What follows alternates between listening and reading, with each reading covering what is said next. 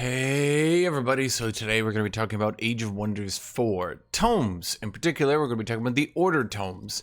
Now, before I go into this video will be I'm going to be going into great detail on every single tome, and then at the end of the video, I'm going to be putting them into a tier list of where my opinion is on, how strong they are and where they lie. If you just want to see a tier list, I'll put it into a notepad. Just go to the end of the video. If you want to hear every little detail and every little reason, I guess, for why I think the tomes are strong or weak, then stay here. Even if you don't play Age of Wonders 4, stay here, because I like going through a lot of video game concepts and stuff like that as to why things are strong, why things are weak, why things are the way they are. I kind of think, like, as a whole, that's what makes my videos different from other people's videos. Other people go like, this strong, so go this, and I go this strong because of this, and this, and then I spend way too much time on that, and then the videos end up being 2 hours long, and then for some reason you guys watch through them. Anyway, so I'm going to be going through Order tomes, and I could do a video on every different affinity, and I might if this video goes well, but for now, at the very least, I kind of know the Order tomes the best because I've played it the most, because I think Order tomes are kind of the most simplistic to get, because just going pure order as a build is very strong, and you don't need to be that good at understanding how to weave different things. It's not to say I don't play other affinities. I certainly do play them enough to kind of gauge other affinity strength, but I think starting with order is definitely going to be good for me. And again, if this does good, I'll go into a video on the other affinities. Before I go into this, make sure to like and subscribe. I didn't say that at the beginning of the last video, but I did get a lot of subscriptions because of the video anyway. I do need to say that because that's just kind of how YouTube works. Like, if you say to do that, then people subscribe and they like, and then YouTube goes, wow, people are subscribing and liking this video. I should recommend it to more people. And, everything people have done shows that this exact thing that I'm doing right now works. Despite it being annoying for some people, it does actually work. So what are you going to do? The explanation and then me saying it is good. So let's talk about some constants throughout all sorts of video games in its totality before we even get into this. I've done videos before on things like Total War, Stellaris, Europa Universalis, a lot of other games I've done videos like this for, and I'm always kind of afraid to do videos like this, and that's why I'm only going through it one affinity at a time, because I'm always afraid to talk about things I don't really know 100%. Whenever I watch someone else's video, I know I made this joke before, but whenever I watch someone else's video and they make a mistake, I always think, oh, that's embarrassing. And I was rewatching my own video on cultures, and I got to where on Oathsworn I got it wrong, and I was literally watching it, and I was thinking to myself, like, ugh, and I had to stop watching it because I just felt awkward about getting things wrong. So I actually spent the last 3 hours looking through every single tome and rememorizing everything that's in it. So let's talk about video game constants on this sort of stuff, okay? One, I do have ADHD, so I apologize for that. I try to drink coffee to help with that. I do what I can. But two, one thing that a lot of people do wrong in games like this is they don't look at opportunity costs. Just because thing A is strong and just because thing B is strong doesn't mean that both of them are equally as good. If something buffs your damage by 2, you're getting 2 damage, which is good. If something buffs your damage by 4, that's twice as good. So just because you can say, oh, but doesn't X do Y and isn't that good? But it's not about just being good, it's about being better than all your other options. Tomes in Age of Wonders 4 are effectively your tech tree. Throughout the game, you're constructing a tech tree that you yourself will go through to reach the end game, which is tier 5 tomes, which will then win you the game. So as I'm constructing an individualized tech tree to get me from the beginning to the end of the game, I don't want little segments that are good or even great. I want the very, very best options for me. And as we go through this, it will kind of become obvious why some tomes don't get picked very often and why some tomes do get picked all the time. Order in particular, which I did mention I do play a lot of, Order is probably the most basic of the affinities, in that many of their tomes aren't really counterplay tomes. Order as an affinity, its best, what do you want to call it, buff, is that a lot of these tomes tend to give you generic buffs that make you very strong no matter what you do. For example, if you look at Tome of Sanctuary, you just get a lot of status resist. You do get spirit resist, but you get a lot of status resist. Most builds in this game will be affected by Order Affinity tomes just getting a lot of status resist. Most tomes will be hurt by trying to fight against an entire army of people with high status resist. Order doesn't generally have counterplay tomes. It's just all its tomes give it the option to counter things, and you just freely take it. Order as an affinity is probably one of the most frustrating ones to fight, because I'd wager about 2/3 of the builds in the game, they just sort of passively counter just because they exist and just because they already get the things they do. If you want to see an example of that, you can go watch the VOD of my game yesterday, where I get really tilted because I was doing a dot build against someone who went Cleansing Flame, and the Cleansing Flame kept removing all my dots, and I was just sitting there like, the dude didn't even plan for that. He just happened to counter me. And so anyway, we got the opportunity cost. We got the playing the best you can. Now, Age of Wonders 4 is also a game where counterplay is very important. If someone counters your build, there's not much you can do because you've been countered. So we're not really going to go... If I do other videos on other affinities, I'll probably bring up counterplay more often. But for at least Order, I don't think it's that important, because most of the time in Order, you're getting all your counterplay just by playing the game. So it's not really that important to play for counterplay, because you just have that just by being Order. The last thing, and something really important to pay attention to, is the difference between early game, mid game, late game. How much does it buff you on the world map, meaning how strong does it make your cities? For example, Covenant is a good building at helping you in the early game and mid game for strong cities. But it doesn't really help you in battles, right? So Order as an affinity is good in the early game, mid game, and late game, and also gets very strong cities. So we're not really going to be talking about that either. Maybe on a tome-to-tome basis, I can talk about, which are the best for that, but let's start going through it. So first off, we have Tome of Faith. This is what I would call an average tome, maybe an above average tome. I would call it an above average tome, actually. It's quite good. It's not absolutely fabulous, but it has really no weaknesses and is pretty good at most of what it does. So it gives, and just to be clear, let's talk about some defines here of tomes. You have to do 4 spells, I think it is, unless I'm getting this number horribly wrong and I look like an idiot. You have to go through 4 spells to reach the next tome. So any of these dead spells aren't entirely dead spells, because you could go ahead and just not research them into reaching the next tome. Is it 4 or 3? Someone told me 4, but I thought it was 3. Anyway, it doesn't really matter. Someone correct me in the comments if I'm wrong about this. Now I'm brain farting. I'm very dumb. Sometimes people tell me things and then I believe it until I think, wait a minute. But anyway, so Faithful Whispers here. Allegiance with target free CD increases 30% faster. This is dead. I don't think this is good at all. Into the late game, what you use your world casting mana on, you're only going to have so much you can cast on the overmap. You're only going to have so much you can cast per turn, and spending that on things like Faithful Whispers will generally be useless. It could be okay, I guess. I've just almost literally never used it. And just to be clear, by the way, as in my previous videos, if any tome is from an expansion, and you can see this little symbol right here, if any tome is from an expansion, it'll say this symbol. This is not in the base game. This is from an expansion.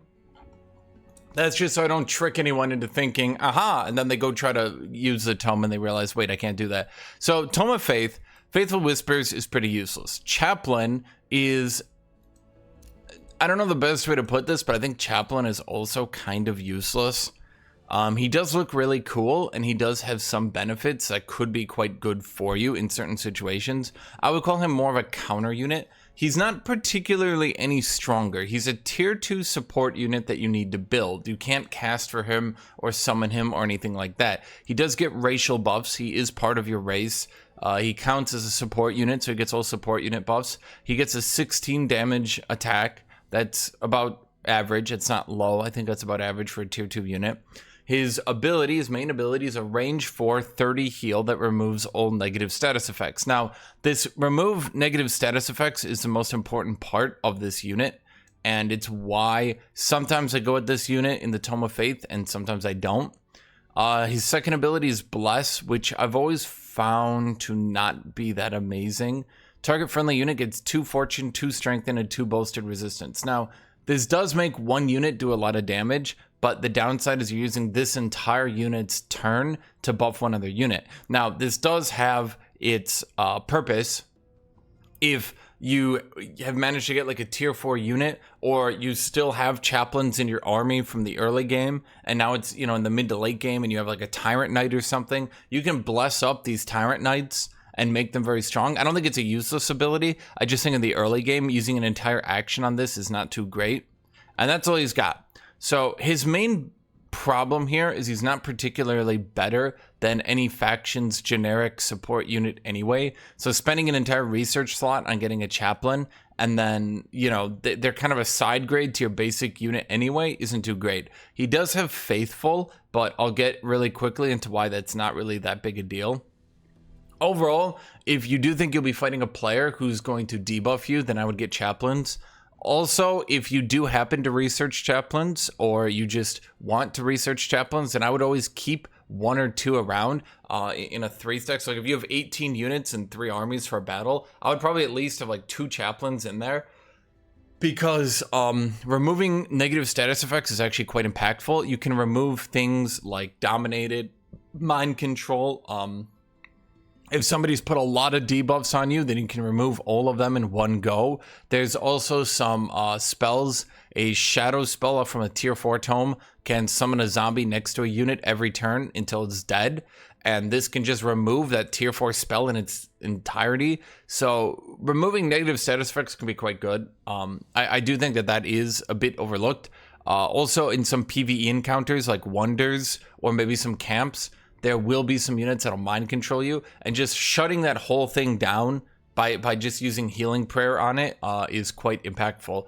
I think in the past you couldn't use Healing Prayer on your own allies if they were mind controlled, but now you can, in case you're wondering that. Unless they change it again by the time you watch this video, you should be able to Healing Prayer right now on allies. So let's talk about why, let's talk about why that, that Faithful is not too... My brain is farting here. Why that Faithful attribute for the chaplain is not too impactful. That's because Stabs of Mending gives every single support unit anyway Faithful. So the Faithful part of chaplain is not too big a deal. Now, Stabs of Mending, in my opinion, is the most important part of the Tome of Faith, because in a turn-based game, action economy is extraordinarily important. That's why I don't really think this Bless ability is that big a deal. You're using your entire turn to buff another unit. 2 fortune is 20% crit. Crits are 150% damage, so on average, that's 10% damage. 2 strengthened is 20% damage, so it's 30% damage on average. 2 bolstered resistance isn't bad, but in reality, that would mean you're using an entire unit slot in your army to give another unit 30% more damage. In a perfect world, you would then just have 2 of that unit, both running in and doing their damage. Do you get it? Okay.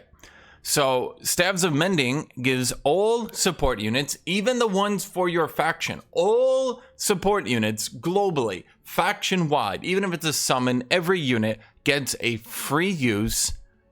Target heals 15 temporary hit points. That's just a heal. This means that you have a free action heal, 1 usable every 3 turns, because remember, cooldown 2 means you need to take 2 turns where it's not usable. So you use it, 2 turns unusable, use it. This gives you a free action heal for 15 on every single support unit. This scales pretty good throughout the game because it's always just a free action. It gives your units Faithful, which reduces their unit upkeep, which basically just offsets the enchantment cost anyway. And it's just really good. Stabs of Mending coming from a tier 1 tome. This is relevant the entire game. This boosts your ability to do things in the entire game. So just as one example, if you were to hypothetically, I don't think you would, but hypothetically, if you took Tomes of Faith on Reavers, you would run up and you would heal an ally for 40 with your support unit. But with Stabs of Mending, you would run up, heal them for 15, then heal them for 40. So that's going from a 40 heal to a 55 heal off Stabs of Mending. Is this as impactful as the enchantments that increase damage on your units?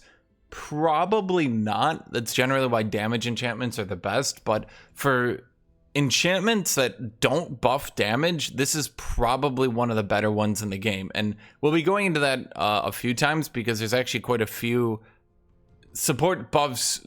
Support buffs are pretty good in this game. I'll just say that. Maybe not as good as the overall damage buffs, but these ones are pretty good.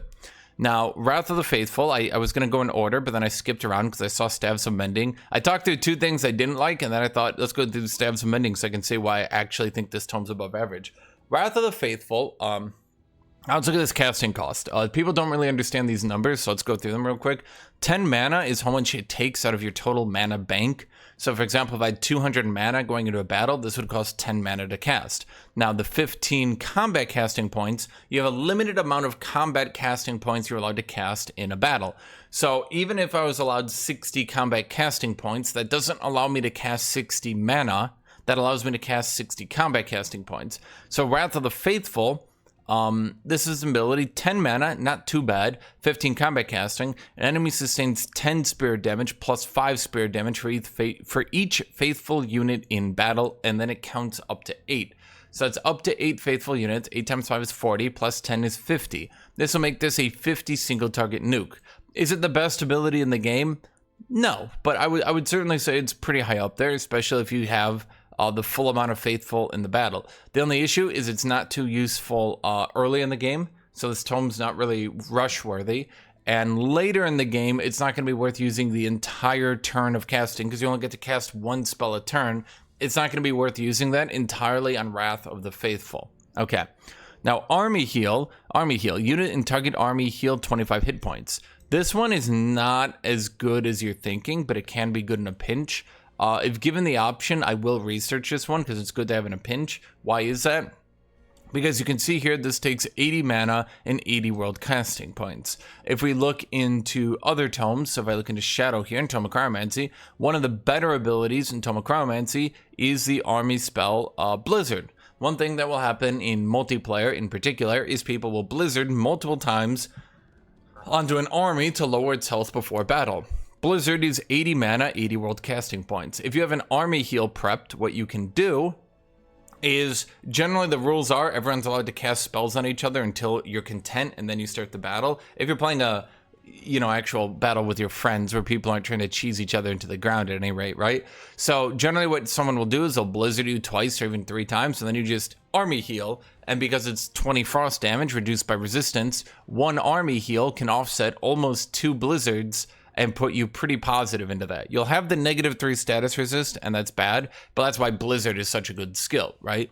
So at any rate, I'm not saying army heal is the best in the world, but can be good in the early game to keep your army healed up to take multiple battles, and it can be good in the mid game to kind of offset people trying to nuke your main stack. Now, Covenant, as I talked earlier, Covenant is a very good building. This doesn't take mana, it does take your city to build it, but for each city stability level above unstable, the city gains 5 knowledge, 5 mana. Knowledge is generally the best in the game, and do note that it says for each level above unstable. That means neutral already gives you 5 and 5. That means if you're stable, you get 10 and 10. If you're orderly, 15-15, and if you are late game and harmonious, you get 20-20. That means that this ability is this building is pretty good in the early game, just for getting 5 and 5. That's 10. It's not amazing, but it can be decent. Once you get some buildings set up, like the bathhouse and stuff, you're going to probably be around stable. So you can have like 10 and 10, which does make it a pretty good building. And in the late game, it still continues to scale, giving you 20 knowledge, 20 mana. This is pretty good for allowing you to cast a lot and for being able to research a lot. And of course, it has a pretty good building here. Any building that counts as a research post is going to be a premium building because research posts are generally just considered the best buildings in the game. Now, this building gives you 10 knowledge, which is good, and then 3 knowledge per adjacent farm. Farms aren't generally considered useful, but it does allow you to set this up maybe next to 2 or 3 farms and generate potentially that would be 19 knowledge plus the research post knowledge, which is pretty good. It also grants status protection at the start of the next combat to all friendly units on the hex. I don't really consider that to be too useful or even too impactful. So Tome of the Faith as a whole only has a few duds here, I would say. Faithful Whispers here is a dud, but other than that, pretty much everything here is good. Late game, Wrath of the Faithful will fall off, but I would say these three are your biggest hits right here. And then Army Heal, I would also just generally get as a, I would generally just get Army Heal just to get it. Now, Tome of the Discipline, whatever you want to call it, Tome of Discipline. This tome is new, and when they first revealed it, it looked outrageously overpowered, like comically overtuned. After they revealed it, they nerfed it, and in my opinion, I think they actually nerfed it a bit too much, to the point where a lot of people don't go it, and it does do some things that are unique, but it's not really that powerful even while being unique. I don't think it's a bad tome, I just think it sits there maybe being average the whole time, and that's about it. So what does it do then that's unique and maybe a bit good in its own right? So Mantra of Purification. As I mentioned earlier, you got the mana and the combat casting. This takes a mere 5 mana to cast, heals 15 temporary hit points, and 2 negative status effects are dispelled. Now, if you are in some early game battles where maybe you don't have the most mana, or maybe you're mind controlled or something like that, you can bring this into any battle, and in any single battle at all, ever, where your army is, you cannot be mind controlled for more than just their turn, because you could use Mantra of Purification to counteract it. So Mantra of Purification is kind of a niche ability that in the right situation can be quite good. And because it's a spell, you can just sit on it. Now the problem here, and you might be noticing a theme here with some of these tomes, the problem here is just sitting on Mantra of Purification isn't really worth it. Because while you, for example, could be going Mantra of Purification, Tome of Faith could be grabbing a Convent, or Staves of Mending, or any of these other things here like Abbey, and they could be improving themselves while you're waiting to eventually be able to go, aha, I had Mantra of Purification. They're already buffing their units, they're already prepping cleanses, taking battles, and you're just sitting here researching an ability you might not actually end up using. So the second thing here is Monk. Now let's talk about Monk real quick. Monk was one of those things that looked like it was going to be good at first, and it looked quite strong, and it looked very impactful, and at the end of the day, it was okay. Now, for a tier 2 unit, it's actually slightly understat.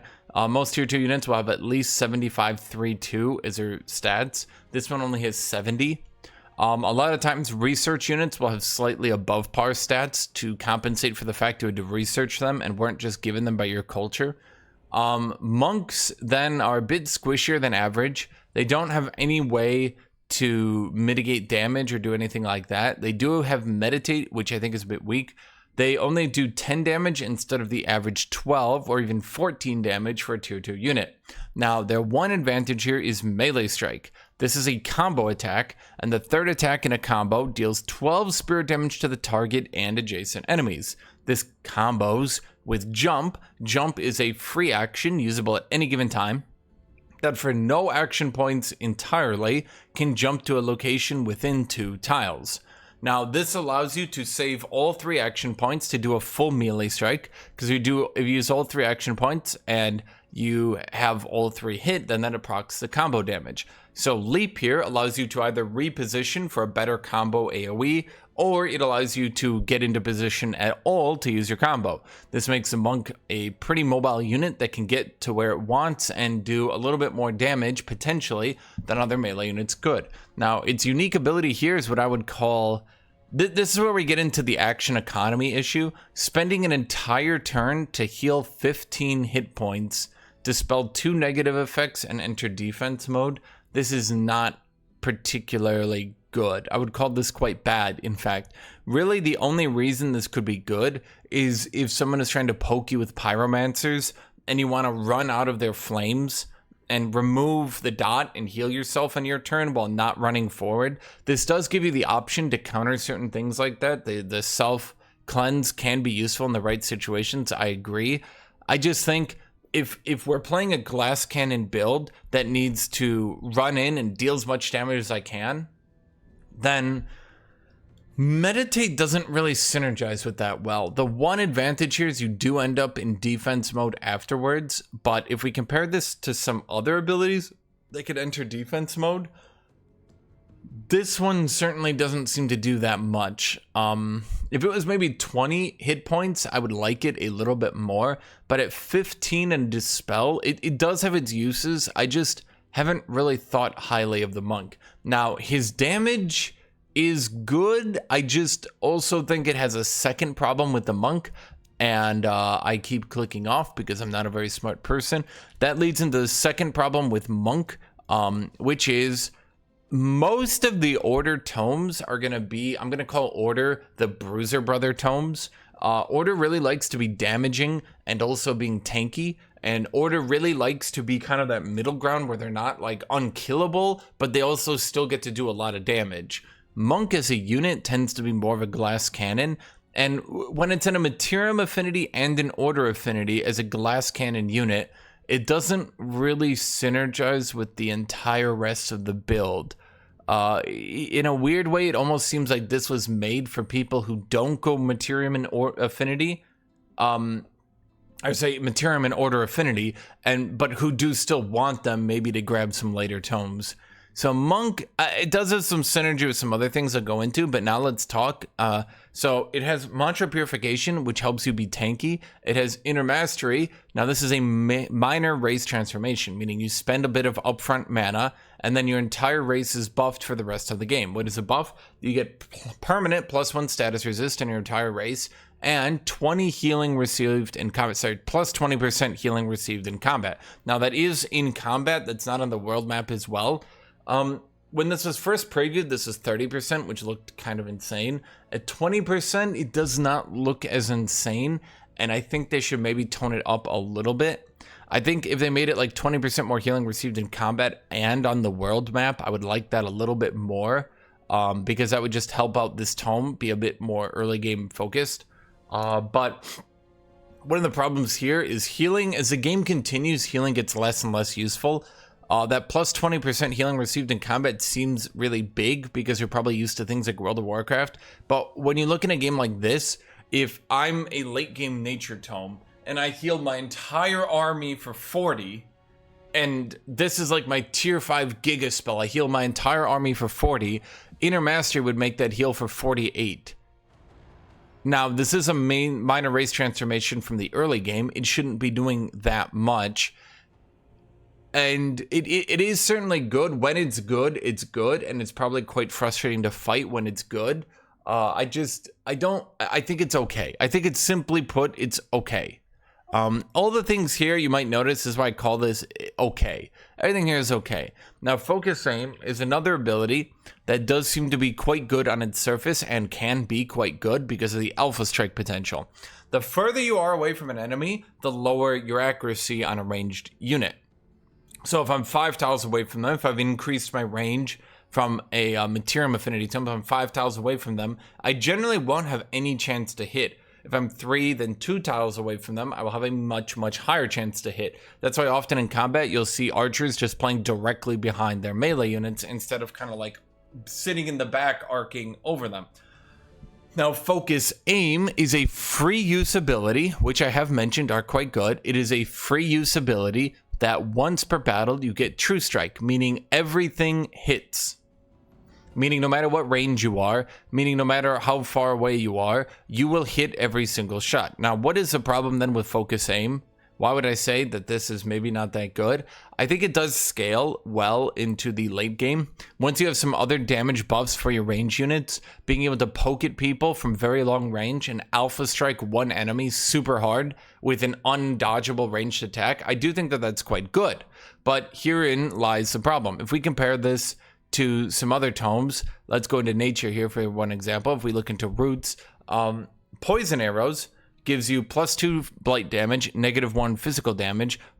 So the more magic damage you do, the better. Physical damage is the worst damage type in the game, generally. So you're removing some of this bad physical damage, adding to good blight damage, and then you get a 60% chance to poison on every single hit. Poison Arrows allows all your range units to just sit in the back and apply dots and just get more damage throughout the entire game. The problem here with Tome of Discipline is Focus Aim doesn't give you any damage unless it's on specifically the Focus Aim ability. As the game goes on and as your units get more damage just through being higher tier or getting enchantments from other tome, I think focus aim gets better and better and better. And certainly into the late game, being able to combine 3 range units, just as one example, to from maximum range freely remove another unit from the battlefield with just sheer focused firepower.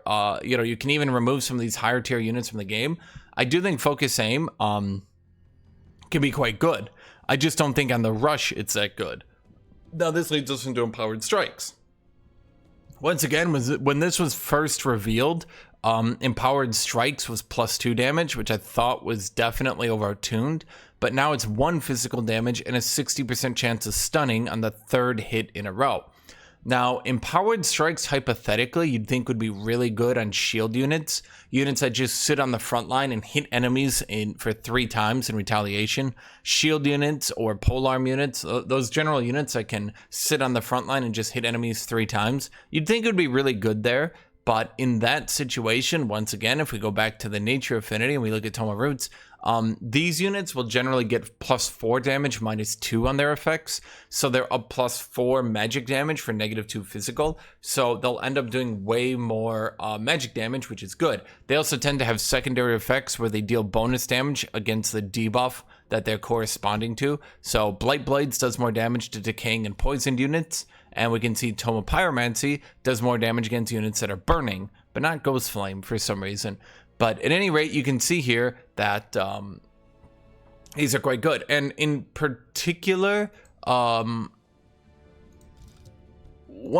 thing that is just noticeable that you don't notice here is this does not say this +1 physical damage is doubled on multi-hit abilities.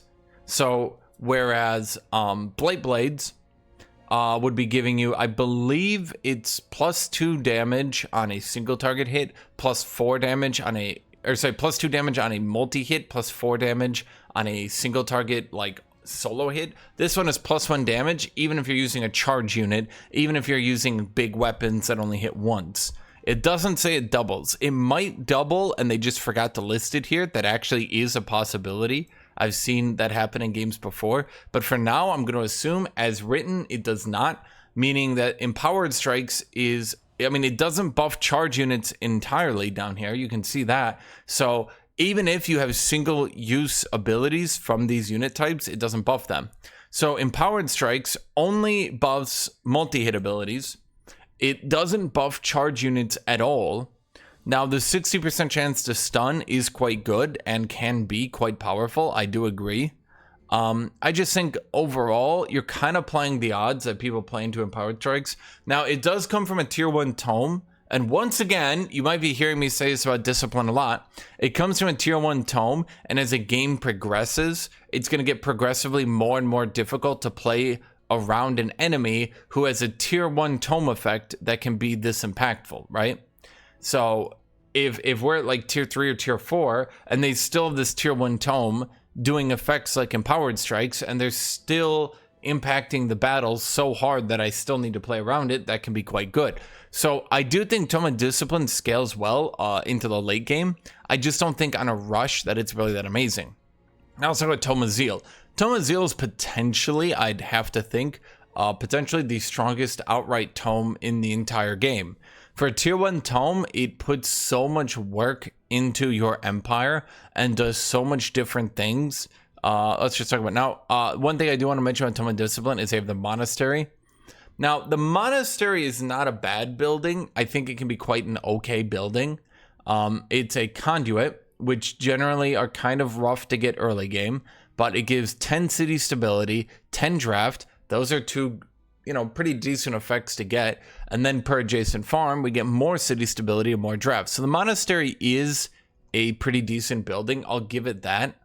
I just think, and tell me if you're tired of hearing this, I think it's not really that good in the early game, but more into the mid to late game, I think it starts to be pretty good. So let's talk about Tome of Zeal. So first we have this Circle of Zealotry. This one gives you draft per positive or negative level of alignment. Then it also gives you city stability per adjacent province improvement. Neither of these are that impactful in the early game. Realistically speaking, it's not really that amazing of a building. It can be good into the late game as you become like pure evil, and I think that gives you 30 draft. Then it can start being impactful as a single building you just sort of toss down. But early in the game, I think it tends to not really do that much. So mostly let's be talking about these. So first off, we have Condemnation. Target enemy unit takes 15 spirit damage and becomes condemned until the end of the battle. Not really that good. Can be good if you're focused firing enemies with units that have Zeal on your end. But overall, I would call it an okay ability. It's 5 mana, 10 casting points, as compared to Wrath of the Faithful, 10 mana, 15 casting points. So as my phone alarm goes off here real quick, we can see that it's a bit cheaper than other nukes, but on its own, it's not really that amazing. It can be used, again, if enemy is a really tanky hero, a defender or something, and you condemn it, that reduces its status resist until the end of the battle, so you can plant more dots maybe on them, or just hit them with more debuffs. And it just allows your Zeal effects to go harder, because if we look at Zeal here real quick, I just want to specify, Zeal gives you +2 spirit damage baseline, and then +4 spirit damage against condemned units, doubled, and then if you're hitting a condemned unit with a single target hit, like a big greatsword, that's +8 damage against condemned units if you have Zeal. So condemn can be quite good, is a really cheap, I'm just going to spend 5 mana in this early game battle. I'm just going to nuke this dude in a way that helps me murder him. Now, Summon Zealot. This is a spell that summons a non-magic origin unit. Now, this does count as your race. So, if you have any racial buffs or anything like that, this does count as your race. So, if we compare this, let's look at these stats here real quick. They've got 60 HP, 2 armor, and 2 resist. If I compare this to, if we go into, like, let's say, Shadow Affinity, and we look at just a generic Lesser Snow Elemental, this is 55 HP, 1 armor, 1 defense. Or, sorry, 1 armor, 1 magic resist. So, overall, he's actually going to be pretty tanky. And if you set your race up properly, with racial attributes, maybe things like hardy, or tough, or strong, then those will all affect the Zealot, and he will get up those buffs there. So if I actually, let's make sure, let's just look at the Zealot here. So if we look at the Zealot, he's got that pretty cool look that all the order units have. He definitely looks like a Zealot. He comes as Zeal baseline. He doesn't need to be enchanted by it, and therefore, even if you do get the enchantment, he'll just get it for free because he already has it. He has no special abilities whatsoever. All he is a generic fighter unit who has no shield. He's got above average damage for a tier 1 unit. So other tier 1 units will have about 10 repeating damage. He's got 11. And then he also does that 2 Zeal damage. So he's just a high damage, squish your target that you summon down onto the battlefield. As I click out of the tomes again, you summon him down onto the battlefield using mana. This allows you to deploy faster armies. I shouldn't say faster, but this allows you to deploy armies quicker, get up to higher number of armies quicker, and then if you ever outnumber your enemies, these Zealots do so much damage that if they're ever uncontested, if you ever have a free Zealot that's hitting someone in the back or something, they're going to end up doing a lot of damage. Now, the Fanatical Workforce, this is a spell. It works for 3 turns. For 3 turns, you get +60 production and -20 food. In total, that's 40 extra, let's say, resources per turn. That's 120 resources for 45 mana. That's a pretty good trade right there. In addition, the 60 production can be put very easily into buildings that will then very easily compensate for that negative food income. So you could just generally build food buildings, just as one example. I'm not recommending you always build food buildings, but I'm just saying you could. So Fanatical Workforce is an outrageously powerful spell that over the course of the early game will allow Order to very much build up their capital city much quicker than a lot of other people could. This does allow, if you go Zeal early, this allows you to either choose to summon down Zealots to get a strong early game army, or spam Fanatical Workforce to set yourself up for a good late game. So Zeal already has 2 strong choices here. They can play for early game map control, or they can just play for early game, I'm going to build myself up. This brings us to Legion of Zeal. Now, Legion of Zeal is a very, you might be tired of me saying this, It's outrageously strong, actually. This is an outrageously strong enchantment. Now, when I went into the Tome of Disciple, you might have noticed, Discipline, you might have noticed that it dealt +1 damage to polearm, shield, fighters, and skirmishers. That's it. It doesn't even affect shock units. So this is not really affecting a lot, and it's just not doing a lot. Tome of Zeal, on the other hand, is not only affecting every single melee unit in the game, polearm, shield, shock, fighter, skirmisher, it's also affecting ranged units. So in one research, we're buffing every single melee unit, and we're also affecting archers. A lot of other tomes will split that into two. So if we go back to my favorite comparison to Tome of Roots, which is on its own a good tome, this one needs to buff 5 different units with this one, and then it needs to buff the other 2 units with poison arrows. You need to do 2 researches to hit all of them. Tome of Zeal, on the other hand, hits 6 different units. Over here, all just on Zeal, right here. That makes it quite good. So we got Summon Zealot is quite good. Fanatical Workforce is quite good. Legion of Zeal is quite good. These are all, in my opinion, top tier things that are all quite good. Now, Inspiring Chant, this is something that I think I would grab it. I'm not sure if I would use it, but it is useful in a counter, because if you ever fight someone who's trying to drag down your morale, or just generally you don't have high morale, he's done something. Maybe he's gone a Chaos Tome or a Shadow Tome that can drag down your morale. Inspiring Chant can just be a counter spell that you can kind of have in your back end roster. It can just be something you've piled away for a rainy day, and you can slap this down and get your morale up. Also, units become 2 strengthened if they have Zeal, which, as we did mention here, yeah, pretty much all your units are going to have Zeal. Do you get that? Okay. Now, Tome of Faith, I did mention, for each friendly faithful unit in battle, you get a lot of faithful with Staves of Mending. Yeah, it just, between these two, I should mention that Legion of Zeal will give most of your units Zeal, and then Tome of Faith will give a lot of your units Faithful. Between these two, if you're not using Battle Mages, you pretty much, I think if you're not using Battle Mages, every single unit will have either Zeal or Faithful. I just want to mention that now, because moving forward, that will get relevant on some different tomes. Okay, so now we got Tome of the Inquisition. This is what I would say is probably one of the better tomes in the game. It's certainly a tome that I've considered swapping into on other factions just for a few reasons. So first off, we have Mass Condemnation. This is 15 mana, 20 battle points, and all enemies in a 1 hex radius suffer 10 spirit damage and become condemned. So this allows you potentially early in a battle to hit a bunch of enemies and condemn them and set them up later to take way more damage from your Zeal effects. Now, here we have the Inquisitor, and if we look at the Inquisitor really quickly, this is a unit that might not scale the best, but is very good right when you get him. First off, he looks extremely cool. Or, I don't know if it comes in she models, but he or she does look really cool. They got the melee strike. Now, this is a pretty good damage ability. This does count as a tier 3 unit. So his melee strike is actually not as damaging as some other tier 3 skirmishers, but it does just have a base 60% chance to condemn. If you do condemn an enemy, they take more damage, bringing him up to the average while also having that debuff. But this unit isn't really meant to be a frontline fighter. He does have the average stats of a tier 3 melee unit, so he's just as tanky as an Avenger or a Berserker or any of those tier 3 units. He's just as tanky of any of them, so he is, at the very least, average tankiness. He has that melee strike that can condemn, but his big advantage here is a Bolt of Judgment.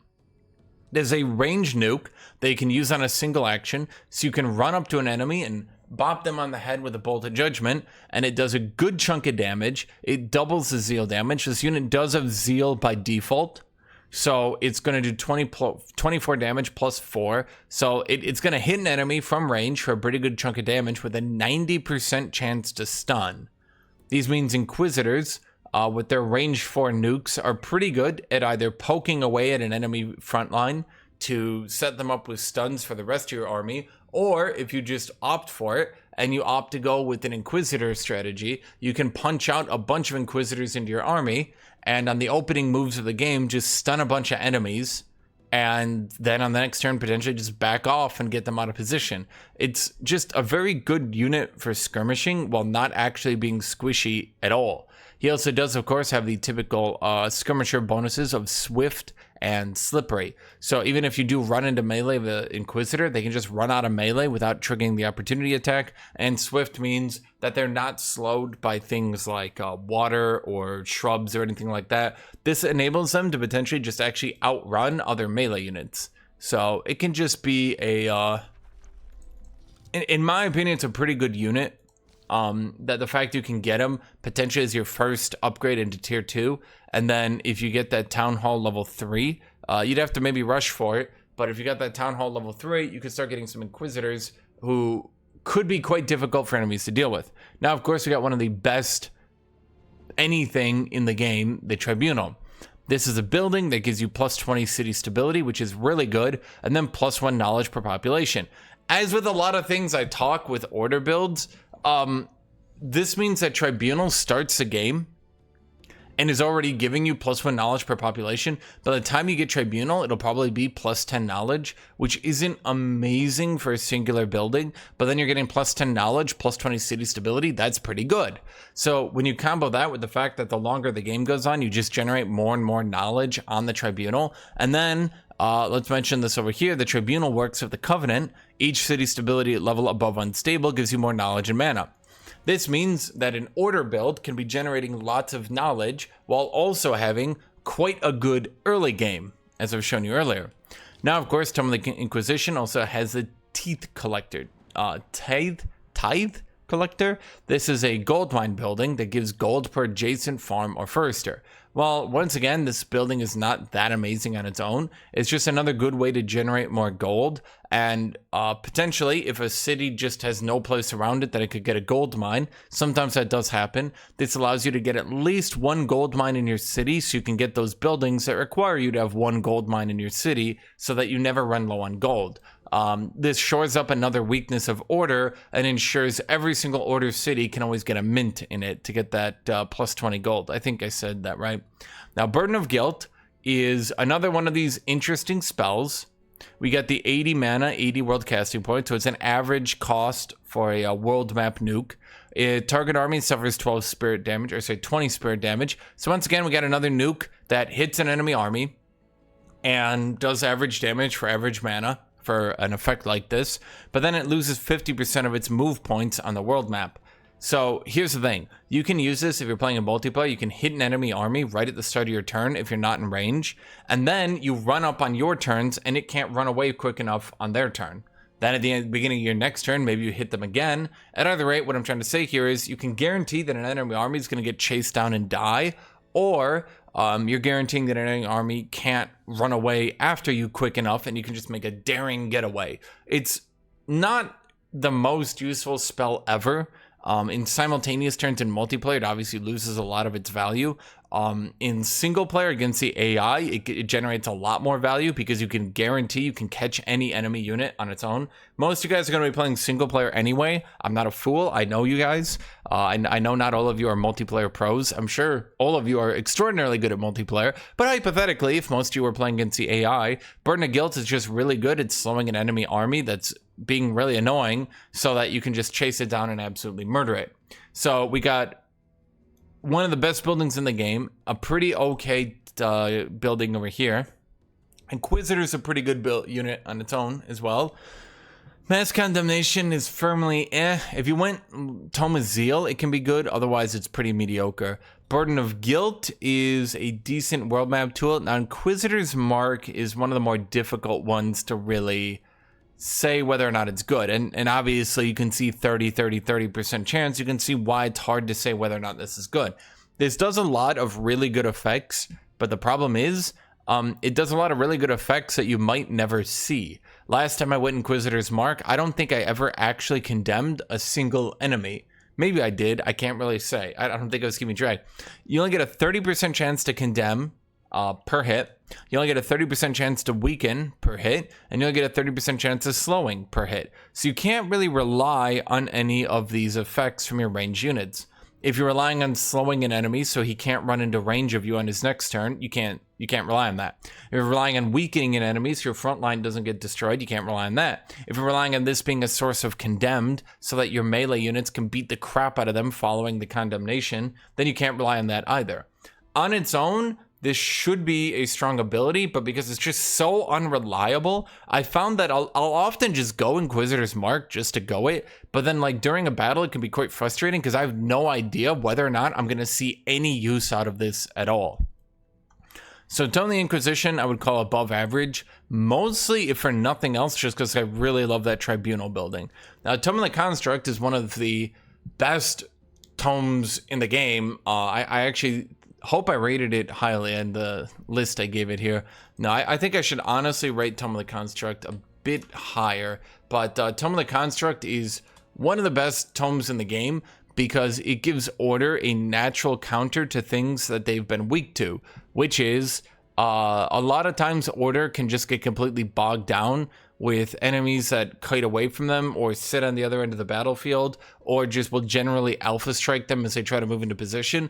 But Tome of the Construct says no to all of that. Now, why is that? We'll have to go through a few things here. So first off, we have linked minds. This transforms your entire race, minor race transformation. So for an upfront cost here, we then for the rest of the game get a buff on a race. This gives the ability to share senses, granting them hyper awareness when standing next to a construct or another unit with linked minds. Hyper awareness makes you immune to flanking. Why is that important? Because when we go into cascading command reposition, target friendly construct or linked mind unit gains hastened, strengthened, and this effect then cascades to adjacent friendly constructs and is repeated. So remember, linked mind now makes you count as a construct for these kinds of spells. So if you put your entire army into a line, you can then buff every single unit in your entire army with hastened, making them really fast, strengthened, making them do a bit more damage, and then later on, once you get the orb that upgrades the order spells in your capital, you then get 30% crit. So you get 10% damage, 30% crit, so in total about 25% damage on your entire army, and then hastened. So you just run down the entire battlefield and can easily overwhelm enemies that are trying to outposition you, or at the very least kite away from you, or at the very least alpha strike you before you get into range. Then also remember, hasten gives you an additional retaliation attack, so even once you do move into range, and once an enemy does try to hit you back against you, you hit them 2 times, potentially 3, which can just absolutely annihilate them.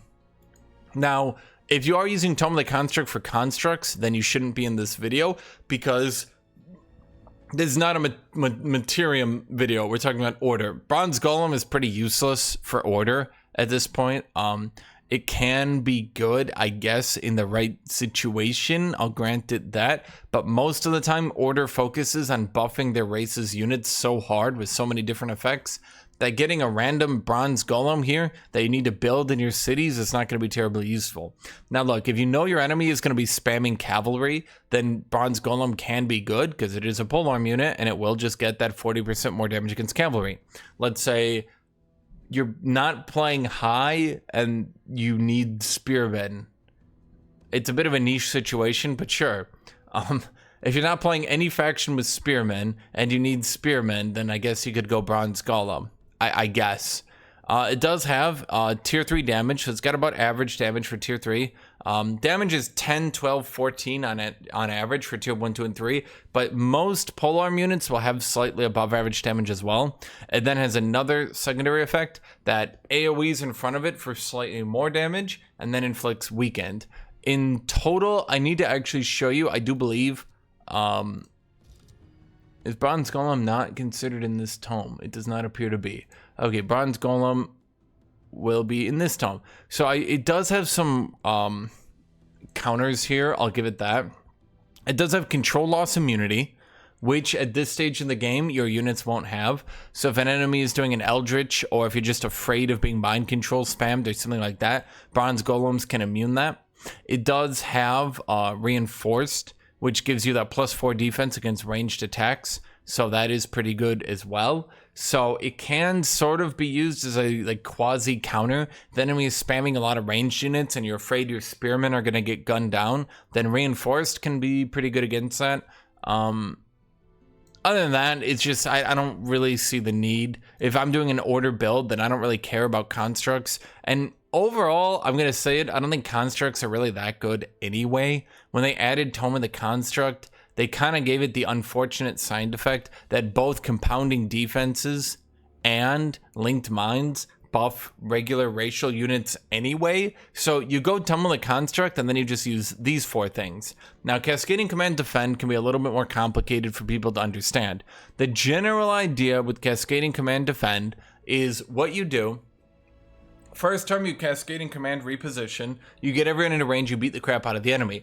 Now, in the second turn, you probably won't have a giant line to hit your entire army, but you take your turn as normal, and if you haven't killed the enemy, they got some tanky melee or something like that, at the end of your turn, you put your army into Cascading Command Defend. This puts all your units into a forced defense mode, which procs any of the effects they get from being in defense mode, be it just 2 armor, 2 magic resist, or if you've gone with the racial bulwark buff, that gives you another 2 armor and 2 magic resist for being in defense mode, or if you have some shield wall effect, if you have high vet shield units that will give bolstered defense to units around them. Cascading Command Defend can be good for that, and then it also gives you Watchful for +1 retaliation attack.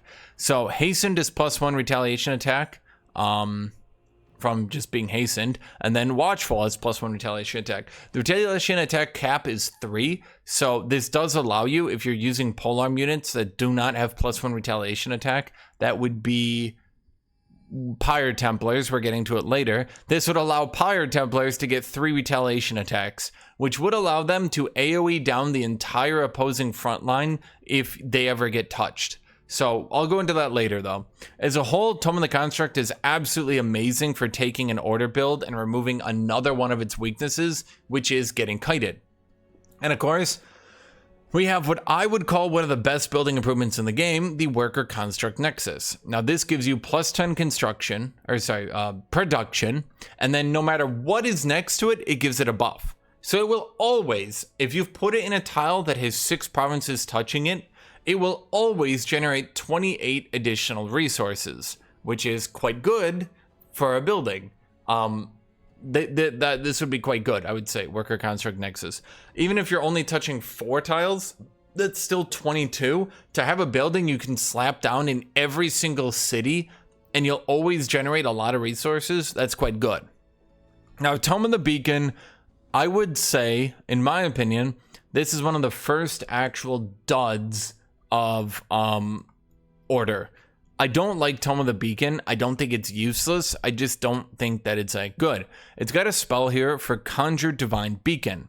This is a unit that in the battle, every enemy in a 2 hex radius, it says upon casting and at the start of each turn, friendly units in a 2 hex radius gain morale and heal 5 temporary hit points.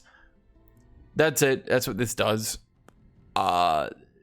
This unit is just not that amazing, and it costs a spell, and it takes 25 of your combat casting points, and it's not even like cheap on the mana. It's 30 mana. I'm not saying it's useless. It can be used as a soft counter to morale draining builds. I just don't think it's that good. If you have to stop to think about it, 5 health is about the damage you might take from 1 attack unless you're going with a giga tank build. I just don't think it's that good. Then we have Covenant of the Faith. Units recruited to rally the lieges from the target vassal have Faithful, which is good, kind of, I guess. Maybe it could allow you to get some units from other races with Faithful, but it's just not wowing me.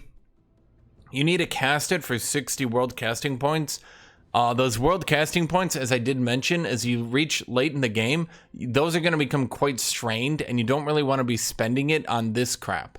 Now, it also has target vassal city grants a player 15 mana each turn. It's okay as a source of mana generation, but to spend an entire research slot to get 15 mana and maybe some units have Faithful, this is really just not wowing me.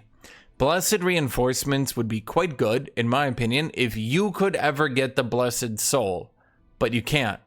Blessed Soul as a unit is actually kind of cool, and I really wish I could ever get him. In fact, it doesn't even count as being in the Order Tome because you yourself can't get it. So the Blessed Soul is this pretty cool ghost unit that does almost entirely spirit damage on hit, and marks, and condemns, and he's got a special ability here where it does a ranged 25 damage nuke, and if they're condemned, it does a 50 damage nuke. It also then has Beacon of Hope. So any unit with low morale can instantly, as a free action, be brought up 20 morale, which is a lot of morale. It also just generally it's shielded. It's pretty tanky despite having some weaknesses. As a tier 3 unit, it also has 100 health, which is slightly above average. It's a pretty cool, interesting unit for being able to be a shield unit with a ranged attack. This would be pretty cool if the player could ever get it, but the player can't get it. So all you can do is give it to an ally, to a free city. It's just really not that impactful, and I don't really care about keeping my free cities alive. If you want me to be blunt, if I wanted to keep my free cities alive, I think I would personally go defend them. I don't think I'd be spending my mana on this. Now, Mighty Meek, this can actually be pretty impactful, and a lot of things in order. You know, tell me if you're tired of me saying this, okay? But as with many things in order, this can be very impactful as a counter build option. Okay, so this affects all tier 1 units. So if you've brought in tier 1 archers from high, or if you've brought in tier 1 archers from feudal, if you're crazy and you're still playing feudal, one of these days feudal is going to get buffed and all these videos will be horribly outdated because people will be like, why does he keep calling feudal bad? So, or if you're using the Honor Blade from Oathsworn, because Honor Blade does scale very good, this gives every one of these units faithful. So they have reduced upkeep, which could be impactful if you're stacking 10 billion enchantments on them. But it gives them +1 spirit damage on attacks for each unit tier of the target. That means if my opponent was spamming tier 4 units, and I had maybe in my stack of 18 units, maybe I was still using tier 1 archers, so maybe I had 6 archers in the back. These archers would all be getting +4 damage repeatable against those tier 4 units. It certainly is an interesting option, and I do think that in certain situations this can be quite good. In reality though, I don't think that you should. There are some builds for sure. Yesterday I literally just did a build where I was playing Primal and I was still using protectors, my tier 1 shield unit. I was still using them even though I was at tier 5. I was literally using the end game spells and I still had protectors in my army. So, you know, maybe I shouldn't. I'm not one to talk because I literally did it, and maybe it's pretty hypocritical. I just think that order builds have so many good mid to high tier units that I would rather just go and get those tier 2, tier 3, tier 4 units than rely on just giga buffing early game units. Though this is literally the option to giga buff your early game units. I skipped Tome of the Beacon. Then there's Summon Lightbringer. I hate this unit. It's complete RNG shenanigans. You try to dominate an enemy unit on a 90% chance. It sucks. It's not fun. I hate it. It's pure RNG. It can swing battles or it can lose battles because you're bringing in a tier 2 unit that could potentially just do absolutely nothing. It's not very high damage. I hate this unit.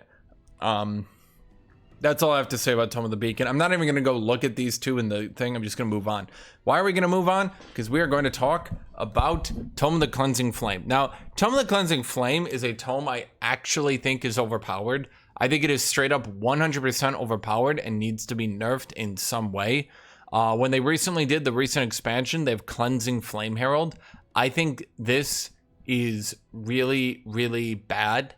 The fact that all you need to do is unlock this tome and then passively you get these effects is crazy, because all Burning Ground, no matter what happens, all Burning Ground, even if your enemy makes it, even if you make it, all Burning Ground now becomes Cleansing Flame. If any of your units are Zeal or Faithful, you do not get burning on Cleansing Flames. This means that Pyromancer builds, this means fire-based builds are completely hard countered by the mere fact that you unlocked this tome. You didn't even transform your race. You didn't research anything. You unlocked the tome, and now pyromancer builds are hard countered, which I just think is really dumb. So the second thing is units passing through or ending their turn on Cleansing Flame, Zeal or Faithful units lose negative status effects. So here's the problem. Merely for unlocking this tome, Zeal and Faithful units now get a cleanse effect because you're trying to light them on fire. You can still burn them, you can still give them the burning debuff, but the fire ground will immediately remove it from them, which is crazy to me. Then, non-Zeal or Faithful units get burning by default, so they still suffer fire ground as if it's normal. Then, if a unit is condemned, they actually get their positive status effects dispelled away. So, I don't think Tome of the Cleansing Flame is okay. I don't think unlocking a tome should give you this big of a buff. I'm not going to talk about it any further. I just think that this tome is way too hard of a counter. Tell me if you've heard me say this about an order tome before. It's way too hard of a hard counter and way too difficult to play around. That's kind of, I think that's kind of the summation of order.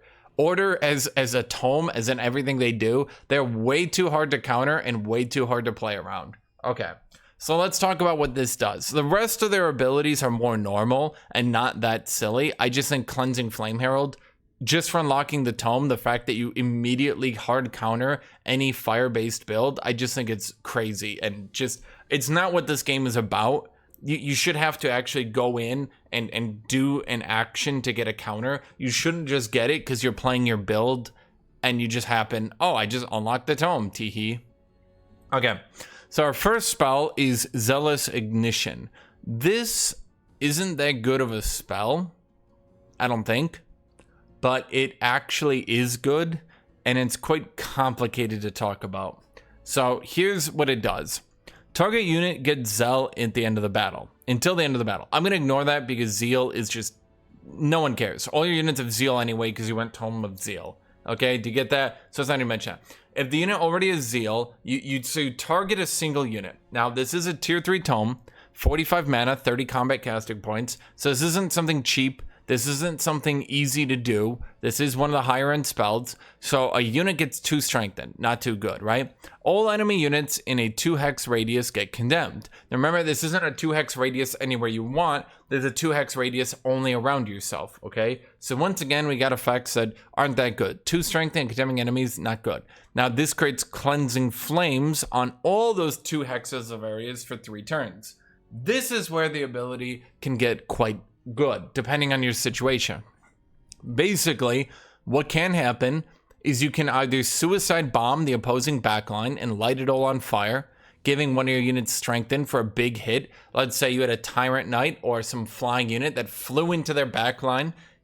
You strengthen them, light every enemy on fire, condemn them all, and then you hit them. As I did mention, Zeal is 2 damage, doubled to 4 in a single target, doubled again if the enemy is condemned. So they do 20% more damage, plus then they're going to do 8 damage from the Zeal because the enemy is condemned, and then the enemies are all going to be standing on fire ground. So every enemy is going to have to walk off the fire ground, they're going to get hit by the burning dot, or they're going to have to end their turn on the burning again in order to take their full actions, which will then start stacking a huge dot on them. Now, you can also use this on the front line and light a bunch of shield units on fire and just totally turn a, let's say you're having a pitched battle where it's just you and them tanking each other. That wouldn't really happen because of a unit I'll get into later. But if it did happen, this would also mean that the enemies will have to back off the fire ground or take too many fire dots, in which case you'll likely win. Either way, Zealous Ignition, it's not an amazing spell, but it's just got a couple of situations that can be good. Now, Pure Flame Staves, this is a buff for supports and battle mage units that is interesting, I'll say. It's not immediately obvious how good it is until you think about things. Make base magic attacks of enchanted units have a 60% chance of inflicting condemned. But because almost all support units will be single target, it'll actually be a 90% chance of being condemned. Battle mage units will get 60% chance repeating. Then, you create cleansing flames on the target hex for 3 turns. Now here's the thing, you don't need to hit the enemy for the cleansing flame to be created. Meaning, those support units that you're sitting in the back that maybe don't do the most damage, they can constantly be lighting the ground on fire under enemy units that are trying to tank you, or under enemy archers that are going to be trying to take their full action shooting people. This just gives you a lot of battlefield control, in my opinion, because the enemy will constantly be having to move off your flame hexes. And as I mentioned earlier, I didn't go into a Tome of the Construct, but due to things like compounding defense, when adjacent to another unit with compounding defense, this unit gains 1 defense, 1 resist. So all shield and polearm units, when next to at least one other unit, will get more defense and resist. So as long as you go on Construct and you've built your race defensively, and you've got a hero giving your entire faction, or I should say your entire army, resistance, you will end up with a pretty tanky front line that can be difficult for enemies to just chew through. Then, when you combo that with things like Pure Flame Staves, and then some healing from having support units, what can very quickly happen is you can end up with an enemy who's quite frustrated as they have to keep moving off the flame terrain or keep racking up more burning dots. The way dots work in this game, dots are not affected by resistance. They're only affected by the specific resistance against them. You could have 999 resistance, but unless you have fire resistance, a 20 stack of burning will always do 20 damage a turn. That adds up quite quickly. Now we have the Temple of the Pyre. This is an interesting unit. I should say building. It's not bad, it's just very situational. Most stuff in Order isn't situational, and in fact is just quite good and then only gets better. Temple of the Pyre is situational. Now you get 10 fortification health, which does enable you to tank for longer periods of time. I should say for your cities to be sieged for longer periods of time. So you do get more time before an enemy can try to attack your city, allowing you to get into position longer. Then you ignore income and stability penalties from being under siege. So an enemy can siege you for as long as they want. They can't actually turn your city off. They could pillage all the resources around you, but they can't actually get the city to break. Then, at the start of combat in the city's domain, enemy units all suffer condemned, giving you the good, strong ability to alpha strike enemies without having to set them up with condemned. So it's quite good in the situation it's good in, which is setting up some of your outward cities to be able to be sieged without penalties. You can't get kind of hit in the back or anything like that, but it doesn't do anything other than that. Now, Flame Blessed Champions, this... Oh boy, this effect isn't really that good in reality, but can also be quite frustrating. If you combo Flame Blessed Champions, let's say if I go into Chaos Affinity, if I combo that with, let's say, as I did mention earlier, it's Searing Blades. Searing Blades does plus 20% damage against targets that are burning, but melee units themselves cannot make enemies burning. Do you get that? So I cannot make enemies burn, but I do bonus damage against enemies that are burning. You could hypothetically combo this with then Flame Blessed Champions, where now your melee champions can make enemies burn. So it gives your melee champions a base chance to burn, and then if the target already has 5 burning stacks, it puts a cleansing flame underneath them. This is less useful than you think, because if they already have max burning stacks, then creating cleansing flame underneath them isn't going to be that impactful. It'll help dispel buffs off them to maybe stop an infinite Giga Tank Defender hero or something like that. So it does have its uses, and in typical Order faction, it's one of those things that's generally useful that then also tends to hard counter some strategies.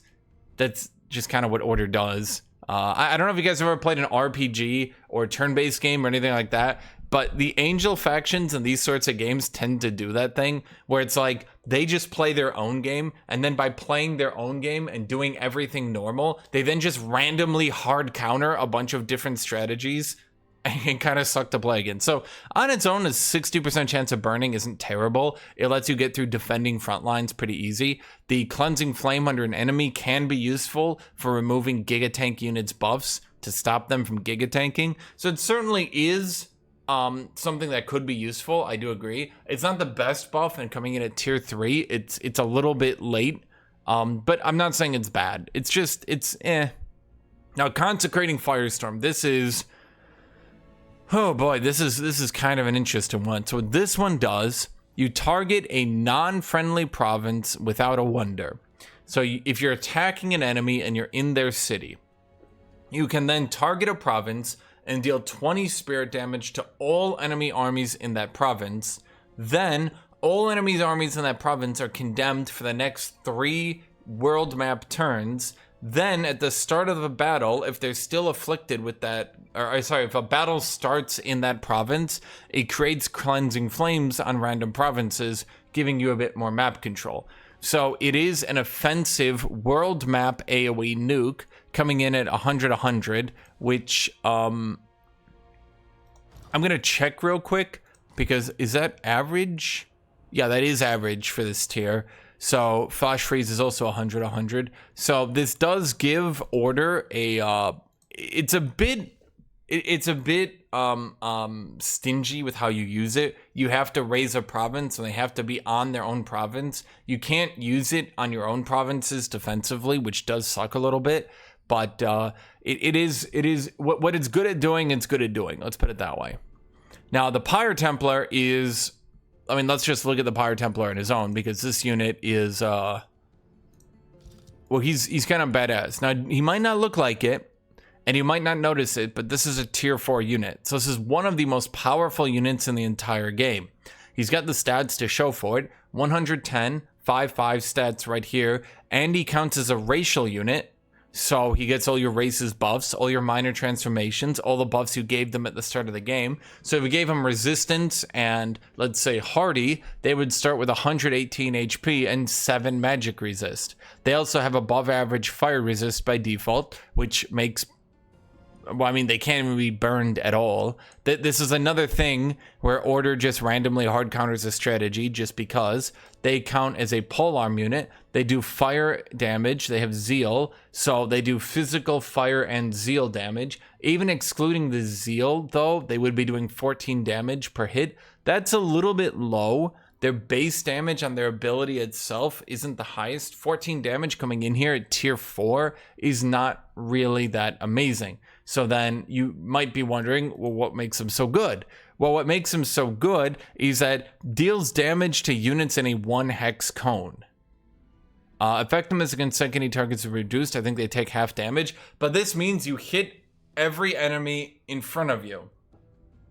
And especially because you're first strike, and if you went Tome of the Construct, these units can get extra retaliation attacks. This means if you run them into the enemy's front line and they're trying to do tanky, or they're trying to tank you, on the retaliation attack, they will AoE the front line again and again and again. And if you comboed this with the 60% chance to apply burning, you can very quickly get this unit to be extremely tanky and burn all enemy units for extreme dots while AoEing them really, really hard.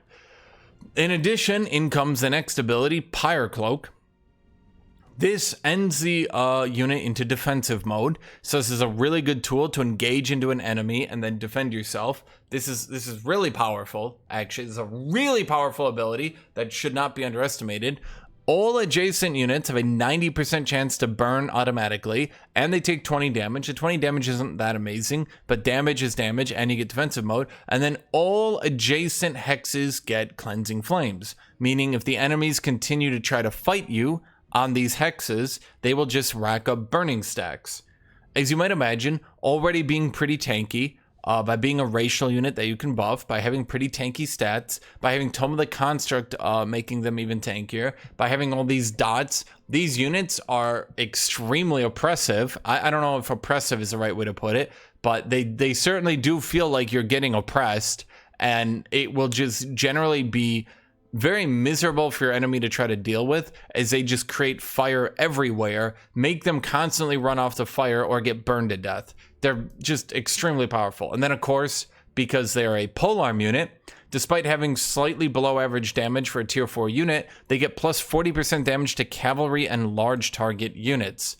As one of the only tier 4 plus spearmen in the game, this means many of these late game tier 4 and tier 5 super big units will get absolutely devastated by their polearms, as they do plus 40% damage. And in addition to that, because they just count as a mini unit, they themselves do not get countered by polearms, unlike many other high tier units. So Pyre Templar is just, I would call him, he's a pretty powerful unit despite not looking that scary, let's put it that way. We're at an hour and 19 minutes. I've been talking only about order tomes. I haven't really gotten through many of them, so let's try to go a bit quicker. Tome of Sanctuary, this is a really good tome. It's a counter tome, but it's also just a tome that's good on its own. It's really good against so many different strategies, against basically every strategy, to the point where it's not really even a counter tome, it just counters the enemies. All enemies get countered by you having this tome. I should mention, Tome of the Beacon doesn't have a unique building. I didn't go into that. Tome of the Cleansing Flame has a Pyre Shrine, which is a forester that gives you 15 gold and draft per adjacent forester.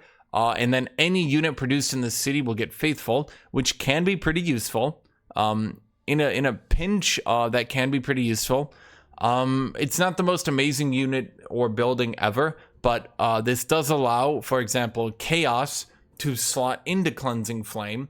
And then Chaos can be getting Faithful on all their units, which ironically does give them soft counters to some things. Yeah. Now, Tome of Sanctuary, why is it a counter build? Well, let's go over it really quick. Anointed People gives your entire race, once you cast for it, and you know this cast starts to be pretty expensive, but once you do, you get 3 status resist and 3 spirit resist on your entire race, which, as I did mention earlier, will affect then your Pyre Templar over here. So your entire race is much harder to debuff and gets a lot of spirit resist, which, as you might imagine, is pretty powerful and is one of the only counters to spirit damage. And you being the spirit damage, it's kind of funny. Consecrated Domain makes it very hard to attack you.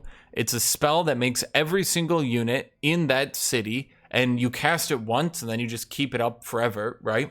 So every single unit trying to defend that city in its domain gets 2 resistance and 20 morale at the start of battle. This is a soft counter to magic damage builds, which most late game builds will be, and a soft counter to morale debuff builds, because you're going to start the battle with almost full morale. Healing Spires is a building you can build in a city. It doesn't give any buffs to output from the city. It doesn't give any buffs to defense of the city, but what it does do, if they actually siege the city and get into the siege battle, then you start the battle with 4 healing spires, and just by default you heal for a turn. Healing spires have a 16 range, heal 15 and bolster resist 1, and with 4 healing spires that means you can heal 60 HP a turn every turn just off healing spires, and then an additional 4 I think on the world map.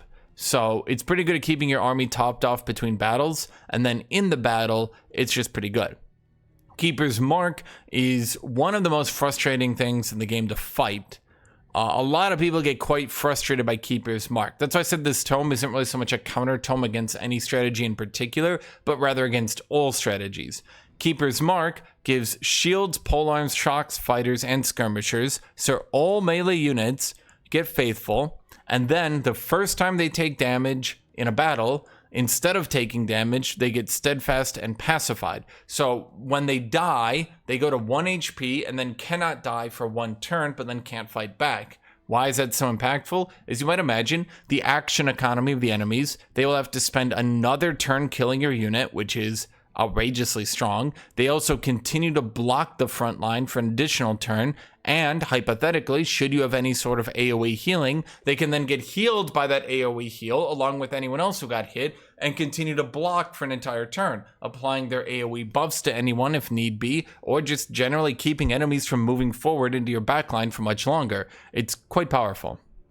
Salvation is decent in the right situation, I would say. Target friendly unit heals all hit points, loses all negative effects, and gets 3 bolstered resistance. The only problem I would say with this spell is that once we are at tier 3, it's kind of hard to justify a single target spell that doesn't do anything crazy.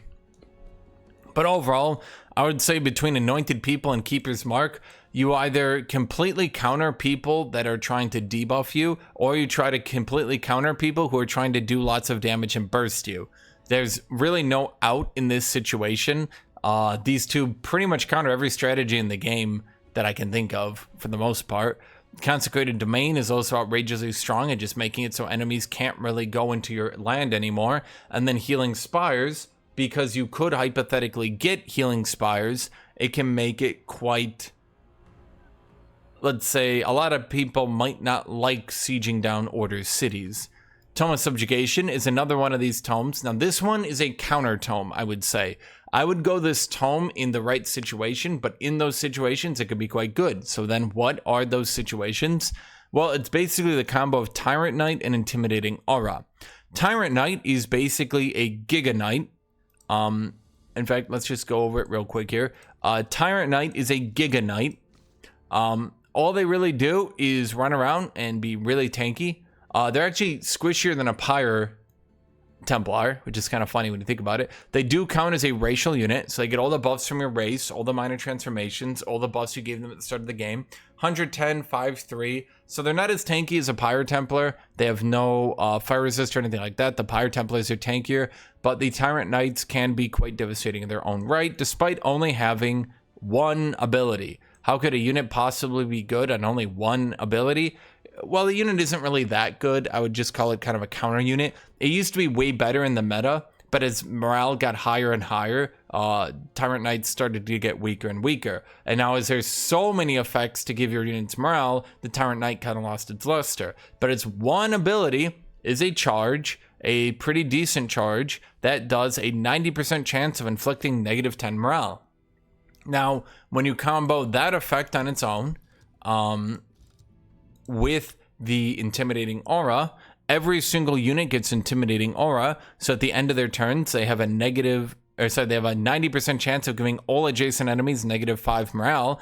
These two abilities can combo, and if you ever fight an enemy that can't deal with morale and isn't that good at bursting you, you can quickly lower their morale to 0 or below. At 0 they rout, so that was a joke. At the very least, you can lower their morale so quickly in a battle that if they haven't wiped your army out in basically 2 turns, if they're focused too much on healing and tanking, and they're focused too much on staying in a battle through methods like that, you can just directly attack their morale and make them rout from the battlefield and just obliterate them there. They also have this Baron's Palace, which is not that great. It's a city structure that gives the main city it's built in 10 stability. Then it can only be built in cities of another race. So if you have personally conquered and held cities of another race, you can put Baron's Palace in it. And when you do, your capital city gets 20 gold, 10 food, 10 draft. It's okay. It's a bit niche, but it's okay. Subjugating Raid is a siege project. Use this during a siege. It's not amazing, but it's not bad. The besieged city loses 2 population, the closest owned city gains 2 population, and then at the start of the battle, all enemy units have -10 morale until the end of the battle. It's not bad, but it's certainly, like, frustrating in the right situations to play against, let's put it that way. Final Ultimatum is an ability. I don't think it's quite good. If an enemy unit is routing and isn't a hero, you have a 90% chance, but that's base 90%. So status resist will basically make this so unreliable, you'll never want to use it. It is a base 90% chance of becoming permanently mind controlled. If it is successful, you get 60 morale. If it's resisted, the unit dies instead. So this is a way, if you've routed an enemy army so quickly, you can mind control them. I get what they were going for, but it's just not very good. Overall, Tome of Subjugation, I would say, has just been totally power creeped. Tyrant Knight probably needs a secondary effect at this point, because armies have so much morale, it's just not good to focus into dealing with morale. Unless you notice an enemy is playing and doesn't have morale for some reason, they have absolutely no way to get morale or use morale, and they've managed poorly to where they haven't really done their ambitions well to get the morale from that. If they have done absolutely nothing well to get morale, then I guess Tyrant Knight could be good. And even in that situation, I would still say that Pyre Templars are better. So take that as you will. It also gives no building, so yeah. Now the 4 last super tomes. Tier 4 and 5 tomes are basically meant to end the game. So from here on out, we're not going to be rating these tomes whether or not on like, are these good? Do these do things? We're going to be rating these on like, can I get to this tier 4 tome and crush the enemy? Will this tier 5 tome basically end the game once I get some stuff in it? Okay, Tome of Exaltation. This is a tier 4 gigatome with first up angelic transformation. You turn your entire race into celestials, giving you +2 spirit resist, but -4 blight and frost resist, which can be a bit brutal. There's certainly some situations where this could be quite bad. There is a build, I've done it, that focuses on blight and frost damage. Being weak to both of those can suck. But the unfortunate reality, and this is the kind of funny part, is that because you'll have such high status resist by playing Order, a lot of times it won't really matter because your units are going to be so hard to poison and you're going to have such high resistance that like it literally won't matter that you're weak to them. You then also get Inspiring Killer, which doubles the morale bonus to itself and allies when killing an enemy, randomly hard countering morale builds. Then you have Control Loss Immunity, randomly hard countering control builds. Cool. I'm not salty. No, but seriously, it does mean angels just randomly counter a lot of builds. And once you do get angels, it can be quite frustrating. You then also have Flying Movement, which allows you to move over any terrain. And you can move much quicker because it costs you less movement to move over them. So this means that flying is very good, and when you combo that with the earlier Tome of the Construct, this allows you to sprint the entire battlefield. You can sprint your Pyre Templars across the entire battlefield and annihilate the enemy's front line. Once you get Angelic Transformation, it can be very difficult for enemies to keep up with you, and certain builds just can't really meaningfully interact with you at all anymore. Ascended Warriors, non-hero units and target army gain 1 rank. This is a spell, it costs a lot of mana. I don't know if it's really that good. The problem is, once we start reaching this late game, it's a bit hard to justify spending 240 world casting points on this. The only area I would see this being good is you have a bunch of your early game units and they're all nearly legendary rank. And you slap them all into one army, and you just put all 6 of them into one stack, and you cast a spell on them, and they all get legendary rank. In that situation, I could see this being good if, like, you know you're about to fight a battle in 3 turns, and because once you get all your units to legendary rank, that's going to be quite a big power shift, right? Now, Shrine of Smiting has been power creeped a bit by other tier 5 units. That if I go over other tomes, that'll be a recurring problem.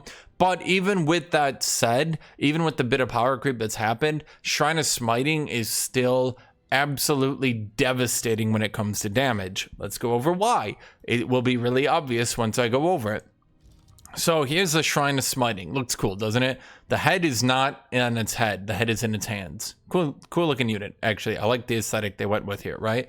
So what does it do? It has the Smiting Prayer Blast. At 6 range, it does 15 fire damage and 15 faith spirit damage.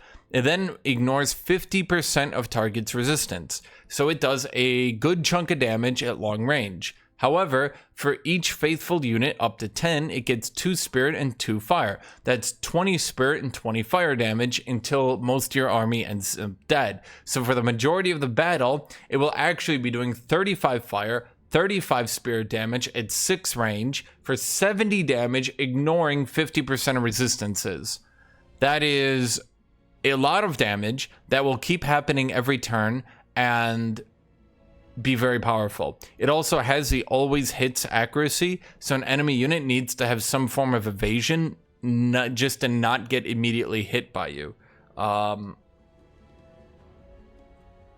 Yeah, this is a very big nuke. Maybe it's not exciting because it's just a big hit unit that just whacks enemies for giganormous damage. But, you know, sometimes if you have a tanky frontline in position, all you need is a weird skull shrine to smite enemies for outrageous amounts of damage. Its second ability is what you use when you're getting hit. All enemies within a 2 hex radius of it take 20 spirit damage and are blinded for 1 turn. It's not that good. Mostly we're working for the Giga Nuke here. It is control loss immunity. It is Demolisher, Fearless, Heartless, Inspiring Killer, and Reinforced, so range units will have a harder time shooting it down. It's quite devastating in the right situation, of course, but we will go over why I think it's been a bit power creeped. I don't think it's bad. I think it's just been a bit power creeped. Overall, I would say this book is still amazing. Shrine of Smiting is still amazing. I would still build it. Yeah. Our last spell here is Resurrect Unit. Return target dead friendly unit to full temporary hit points. This can be quite useful if you have a high level hero who died in the battle, or if you just have a legendary rank unit that you don't want to be dead. Legendary rank units can start having nearly 200 HP, so Resurrect Unit can remove a lot of actions from your enemy, because if they spent their entire time killing a Pyre Templar and finally got him to be dead, and then you just go, no, that's, you know, kind of a big hit to your momentum. Temple of the Exalted is decent enough, but not that amazing. It's 20 city stability, 10 mana. Then the income from governors is doubled. I have not checked if that's actually worked with the new update. I hope it does, but if it doesn't, oops. Temple of the Exalted, it's okay. For a tier 4 building, it's not really that great. Now, you do get the free building ruler's statue. This can only be built once and in your throne city, as they say there. I don't know why I said it if they just said it there. But allied empires and free cities at supreme vassalage grant 3 Imperium. So Imperium is the rarest resource in the game, and this is a way to generate more Imperium the more vassals you have. Your ruler respawns 1 turn faster, so even if your ruler dies in battle, you can get them right into that battle way quicker. And spells can be cast even if the ruler is in the void, which is outrageously powerful and can just guarantee you the difference between winning and losing a game. A lot of people will try to bum rush rulers and kill them, so then you can't cast spells anymore. And spells being cast even if your ruler is dead is kind of a really big bonus. Tome of Supremacy is, I'll say it, I think it's one of the worst tomes in the entire game. Straight up. So not only is morale just much higher right now, so not only is that aspect of the tome been power creeped, but just generally what it does is not that good. So we have the Monument to Supremacy, which is a city building giving 30 draft, which is good. 30 draft is good. Maybe not at tier 4 good, but it's still good, 30 draft. You can often need more draft. And then you get 5 city stability per Monument of Supremacy built in your empire. So what that does is that means if you have 1, you get 1 city stability. If you put it in 5 different cities, then all cities are generating 25 city stability. Even with that in mind, it's 30 draft, 25 city stability, which is certainly okay. I wouldn't call it bad. It's just not wowing me. Exemplar is just legitimately not a good unit at all, and I don't really understand how it hasn't been buffed yet. So you might have seen Exemplar. Whereas the Tyrant Knight and the Pyre Templar came from a tier 3 tome, the Exemplar comes from a tier 4 tome. Now, I did make a mistake yesterday. I was actually totally wrong about this. The defense value of a unit includes the shield defense in it. I said that wrong. So this unit is 8, so it's 5 defense, 8 from the front. So it's 110, 5, 3, with 3 extra defense from the front for being a shield unit. So it's actually not really that much tankier than a Pyre Templar. And in fact, in many ways is squishier, because the Pyre Templar is fire resist and more resist. Whereas the Exemplar just has more defense from the front. It does have defense mode shield wall. Defense mode shield wall is just better than a general defensive mode. I would agree with that. So when we look at it from that perspective, it does have the better defensive mode. Its base damage is a little bit better, because whereas the Pyre Templar is 7/7 with +2, so 14 base damage, then 2 from Zeal. but you'll probably have the Tome of Zeal, so every unit has Zeal anyway. So I'm discounting the Zeal damage. It would be 7/7. The Exemplar then would be 8/8 for 16. So Exemplar does actually have more damage than the Pyre Templar, but what we can see here is he does nothing else on his melee strike. Whereas the Pyre Templar AoEs everyone in front of him and then does more damage to cavalry and large target, which will be many late game units. So actually, in most situations, once we get to late game, the Exemplar, despite on paper having more damage than a Pyre Templar, will have less. Sorry. Then, his unique ability here is Embolden Allies. Now, all allies within a 2 hex radius of him get 2 Rally and 2 Strengthened. Now, spending your entire turn of a tier 4 unit to give allies 20% damage means that realistically you need to be hitting at least 5 allies for this even to be worth your turn, or at the very least you need to be in the back line buffing people in the front line, which is then questioning why is your tier 4 melee unit in the back line. But the second effect is it gives rally. So this unit gains 2 morale at the end of its turn and it stacks up to 5 times. So it doesn't even give you morale at the beginning of your turn, it gives it at the end. In other words, Exemplar is a counter to morale builds that don't really get played anymore, builds that aren't really even that good anymore. It's just a counter to morale builds. It gives Inspiring Presence. While in combat, this and all other friendly units have a plus 25% modifier to positive morale gains. Not really wowing me. Inspiring Killer. This unit grants double the morale bonus to itself and allies when killing an enemy, which all angels already have. And that's the entire unit. It's sad, pathetic, horribly outdated. All he has is the fact it uses the Inquisitor model, so it looks pretty cool. In reality, I think the Exemplar needs to be moved to 5 resistance, just baseline. And even then, I think that they need to give it something else other than Inspiring Killer, because all angels already have that.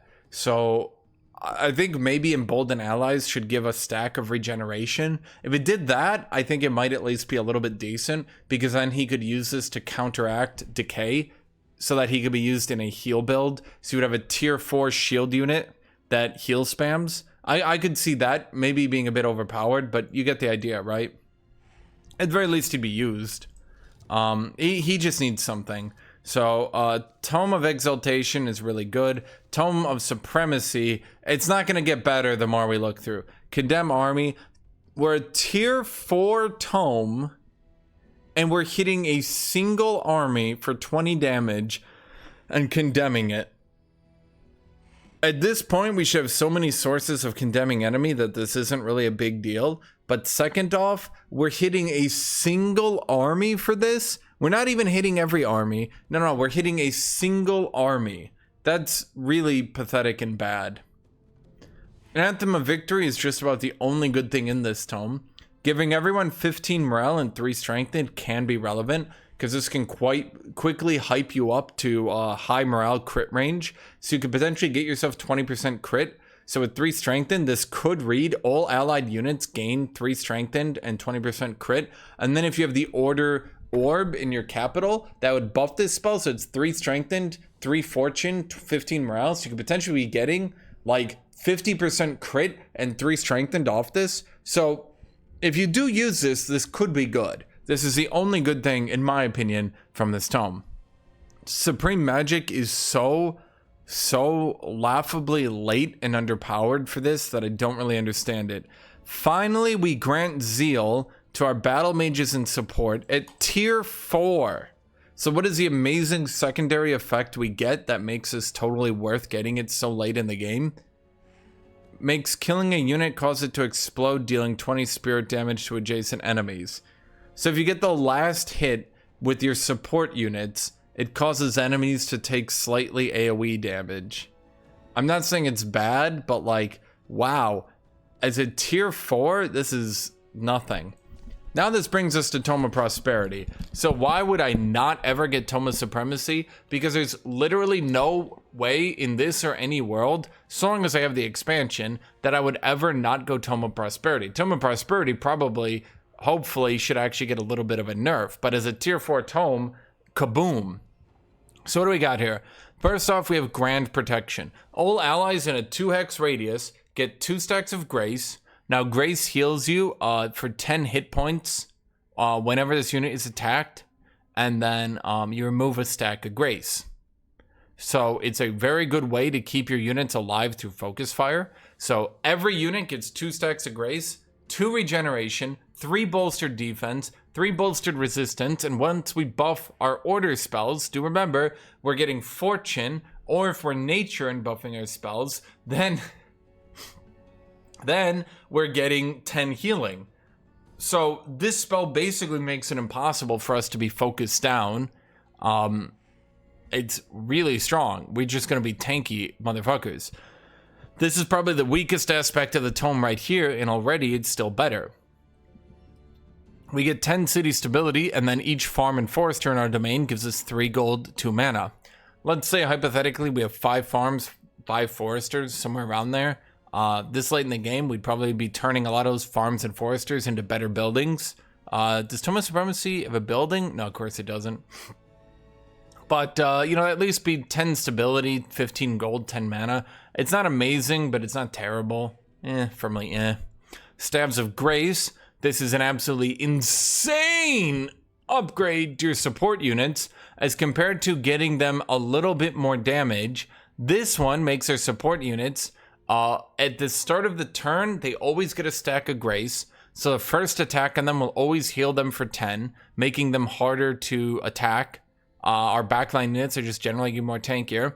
Every single support ability will now also grant a Grace by default.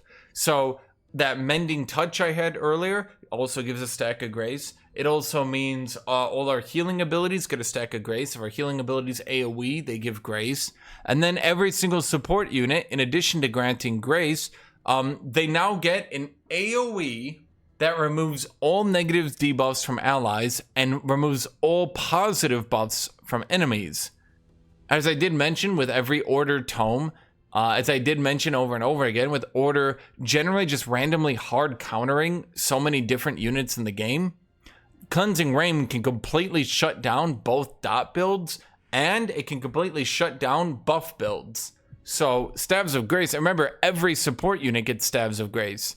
I'll be real with you, Cleansing Rain is probably too good, but we'll see. I think at the very least, its range should maybe be reduced down to like 2, so they need to like have themselves in harm's way to use it. I don't know. Right now, this ability is a bit too good, but overall, Staves of Grace just makes your support units just very hard. Now, Blessed Armors, boy, what if all your melee units just had 2 more resistance?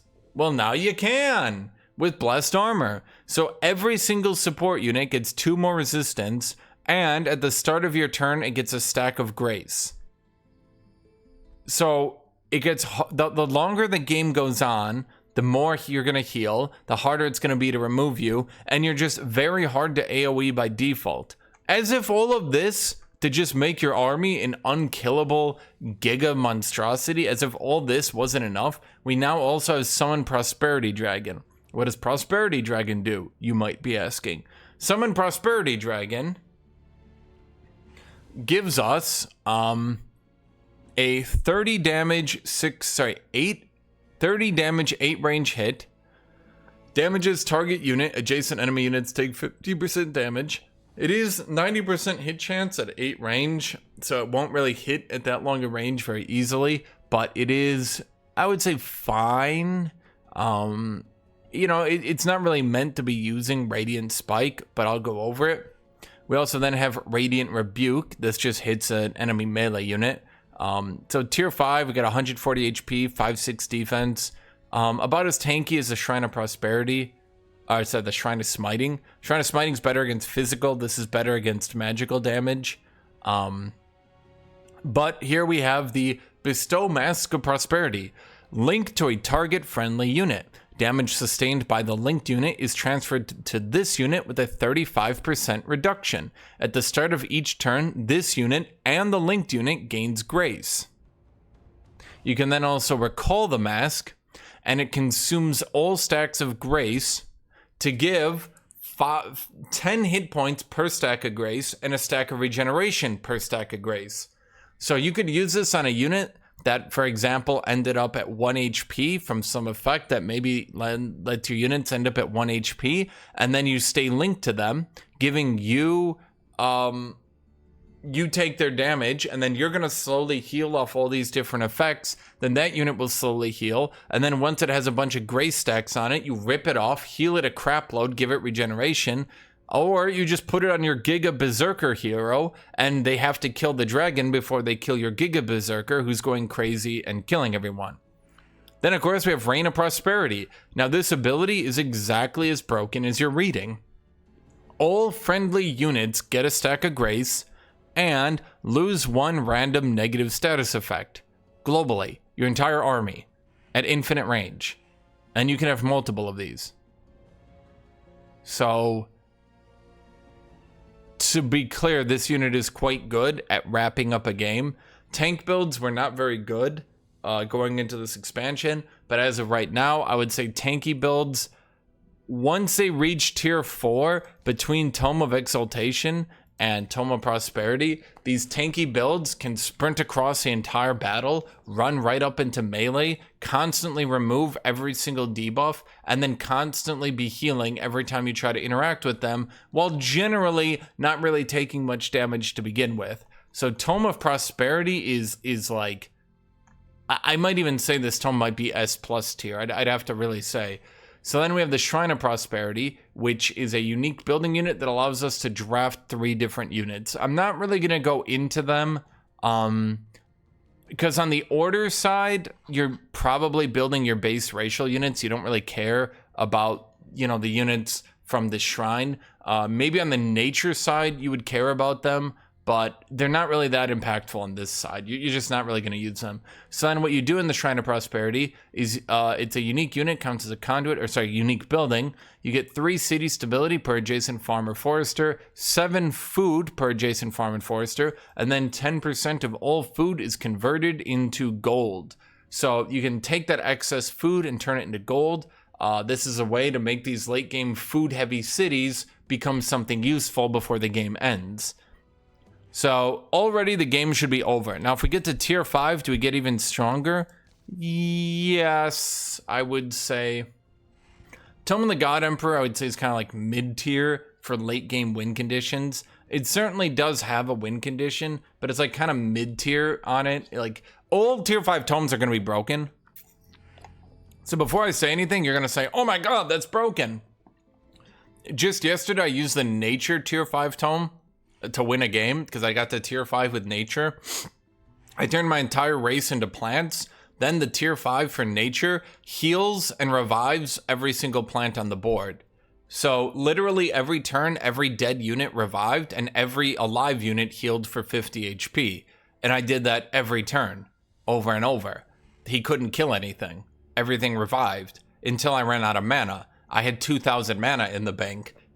So when we compare, and that would be like the S tier, tier 5 tome combo, right? So when we compare it to that as like, that's the strongest thing you can do maybe in the late game, how does this compare to that? And it's not literally the strongest, but it's like one of the strongest, right? So units in target army gain resurgence for 1 turn. So that means when the unit dies in combat, it is revived at the end of combat if its owner is victorious. I'd rather try to win a combat than like have a win more in a combat. Like if you're gonna win, then win super hard. Like, okay, whatever. Exalted Champion can be good if you have a giga high level hero of a berserker or something that's linked with a dragon. That deals 100% damage. Now this stacks with Strengthened, because Strengthened is a totally different buff. So you could potentially have 100% damage here, 50% on Strengthened. You could potentially have a hero with 100% crit, 100% more damage, then 50% more damage from Strengthened. You could potentially have an Exalted Champion who's just giga powerful. Also gives them 5 defense, 5 resist, and 5 status protection. So they're effectively going to have, I think the cap is 83% status resist. So most stuns and everything will have like maybe a 15% chance to hit him. and then he's just going to be outrageously tanky to everything else. The one problem with this is Stabs of Grace just cleanses it. Or Cleansing Flame just cleanses it with fire. So if you need to be Cleansing Flame, or an enemy could be Cleansing Flame and cleanse it off, and even if you do, they can just Shrine of Prosperity and just go Cleansing Rain, and then they're just cleansed. We're at the Emperor. So one enemy army takes 20 damage, becomes demoralized and condemned.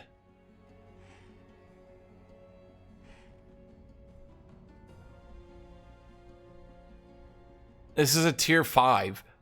Does this win the game? No. Okay. Mass Revive. Target all friendly dead units with Faithful or Zeal. They come back to life with 50% of their total hit points. Now this one is actually good.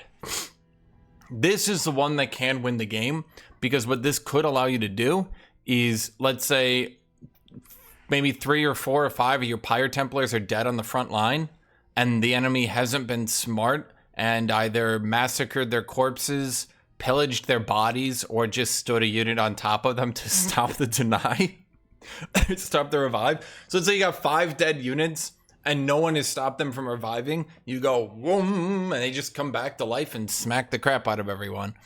Overall, I would say Tome of the God Emperor is just, it's not wowing me because it doesn't win the game. Some tier 5 tomes come out, and once you get them, they're just like, I'm going to summon like a rock golem in your backline and he's going to kill everyone. And then Tome of the God Emperor is like, guys, don't stand on my bodies. Let me revive. Come on. Come on. So what would I call them in total then?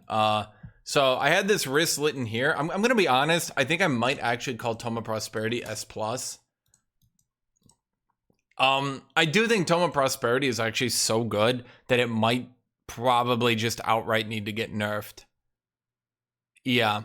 For S tier, I have at their tiers Zeal and Construct, just because, I mean, to be fair, I think I just put Prosperity over here. I don't know. It's difficult to say. Should Prosperity get nerfed? Probably. In fact, I'm going to say it. I think Prosperity, even for being a tier 4 tome, is just crazy. Zeal is just outrageously strong for a tier 1 tome. It does basically everything you need and sets you up for the game. It's never been nerfed or buffed since the game came out. It's just been like generally the strongest tier 1 tome. Construct is amazing in my opinion. It gives you tankiness. It gives you a lot of movement speed. It stops you from being flanked or anything like that, which can matter. And it's just generally, it's got a very good province improvement. I think Construct is just really good. Now, you have to be able to use it, and you need to use it, but when you do, it's really good. At A tier, I got Tome of Inquisition, because it just gives you a really good unit, a good building, Cleansing Flame, because all the things I just said about Cleansing Flame. In fact, I think I'm going to upgrade Cleansing Flame to S tier. Now, if I go through other affinities, by the way, I don't think as a baseline this should be like all the I don't think as a baseline all tomes are good. So if I go into other affinities, there might be more bad tomes. I just think as a general rule of thumb, most order tomes are like really good. Okay, Sanctuary is really good. Exaltation is just really good. Then when we start going into more like the B and C tiers, Discipline, it's new. So like I'm giving it the benefit of a doubt in that I think some people will learn how to use it. I definitely think some people will learn how to use the Discipline tome and like they'll do better with it. But for now, I just don't think much of it. Faith. It's like really good for a tier 1 tome on like setting you up for like a late game with like lots of healing and all that. But as for right now, I just think it's like, it's good for one thing and it's good at that one thing. And I don't know. It's maybe I should rank it a bit higher. We'll see. In all honesty, maybe I should rank it a bit higher.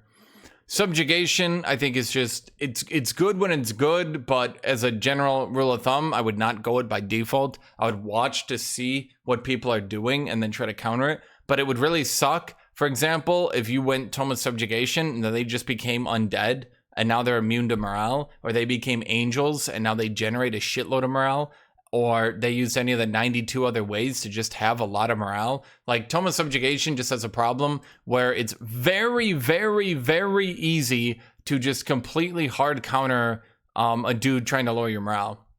Tome of the Beacon does nothing good, and Tome of Supremacy, I don't know.